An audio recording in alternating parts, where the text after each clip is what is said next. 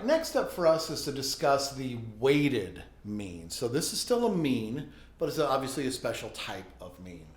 When we are talking about a weighted mean, what we're talking about is trying to combine two or more different groups together. So let's say I have two different statistics classes, and once they both have taken a quiz, and class A gets their average, their mean for the quiz. Let's say their mean was 10 points. And the other class, class B, took their quiz and they got on average 8 points. So I have a sample mean for the first group of 10 points and a sample mean for the second group of 8 points. And now what I want to do is know what's the mean for all my statistics students put together. That's a weighted mean. You can think of that word weighted in this case as almost meaning combined. So we're going to combine two or more different populations or two or more different samples. It doesn't matter which one is which there. But, and we'll just typically be dealing with two samples or two populations. But you can do it with as many groups as you've got to combine. The issue is we want to combine them in a way that's fair to the data and what the data represents. So if I have the first sample with a mean of 10 points, I said, and the second sample with a mean of 8 points, well, when I put them together, I have to take into account, well, how big are these different classes? We know that the 10-point group scored higher than the 8-point group, and when we put them together, that mean is going to be somewhere between the 8 and 10 points. But how much impact should the 8-point group have? What if there is, for some weird reason, only one student in that 8-point group? And there's 30 students in the 10-point group. Should that one student with their average of an 8, should they really have that big of an impact on all the other students put together? No, that's not fair.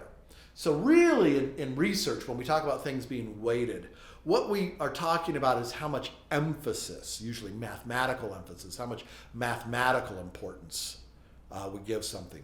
And so typically, the larger the group is, the more important they are to the data, the more influence, the more power they should have in the effect in the data, right? So again, let's make it even more extreme. If I've got one sample with 100 people in it and the other sample with only 5 people in it, well, that 100-person group has more mathematical importance. They should sort of be overriding, in some sense, to the 5-person group. So that's what we're about here. How are we going to combine these groups together? So we're going to look at this a couple of different ways. And we're going to learn a new twist on notation right now along with it. So we'll talk about sample means. So let's say I have a sample with a mean of, we're going to say, 10 points. Now notice this little subscript of a 1 here. We know that the capital M means sample mean. That subscript 1 is just a label. It's a tag. It's not a formula. It's not an instruction. It's just saying that this sample mean goes with group 1. That's all it's telling us. As we, in various chapters, have multiple groups to manage, it's important that we keep that data organized, that we don't accidentally mix things together. So this is just going to help us to keep our data straight, if you will. And in this sample that got a mean of 10 points, there are also, we will say coincidentally, 10 scores in it, 10 folks in that sample. Now we have a second sample that got a mean of, we're going to say 30 points. So we can see that subscript of a 2 here is telling us it's just the second sample, it's the second group.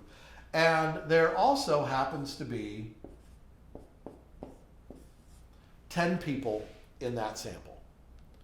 So what we have here are 2 different samples, and we want to combine them together. One has a mean of 10, the other has a mean of 30, and we want to know what the overall mean for both groups put together is. So the first thing we want to look for is, well, what are the group sizes? Because again, the bigger the group, the more importance it has compared to a smaller group. Well, there's 10 folks here and there's 10 folks here. The groups are the same size, so we would say they weigh the same. They both have equal influence because they're both the same size. So one doesn't have more influence than another. When that's the case, finding the weighted mean is a very, very simple thing. You don't even really need a full-on formula for it.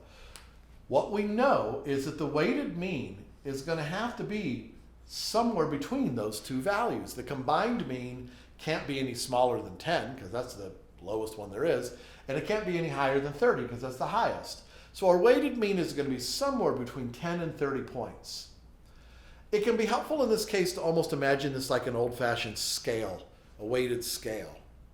Well, if both sides weigh the same, 10 scores here and 10 scores there, the scales will balance exactly, right?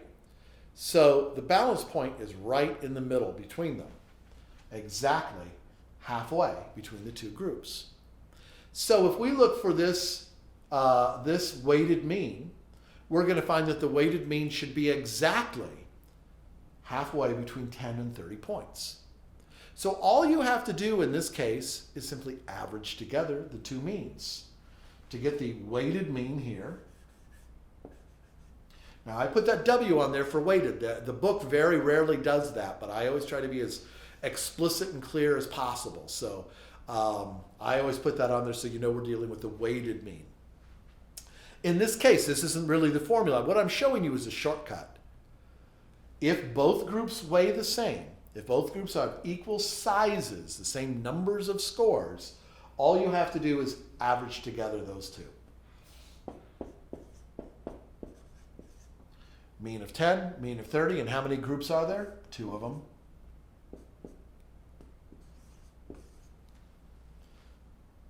So the weighted mean is going to be at 20 points, exactly halfway between 10 and 30.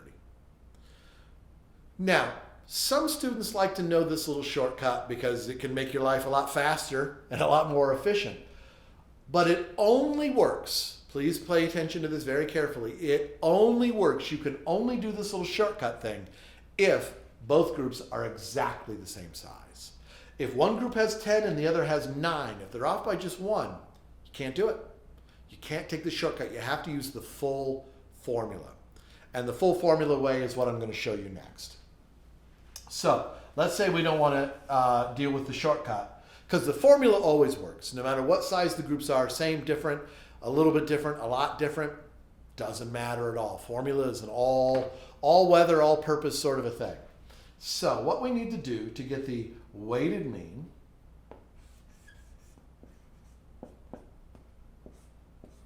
got the summation of raw scores for the first group and add to it the summation of raw scores for the second group. All of that divided by the number of scores for the first group plus the number of scores for the second group. If there were 3 groups, we would write that out with 3 of them. If there were 4 groups, we'd write that out with 4 of them. Notice that if we cover part of that up, that's just the regular formula for the mean there. But we're just adding to it as we're adding groups. So it's just an extended version of that. So what does this mean? This means that we need information we don't have.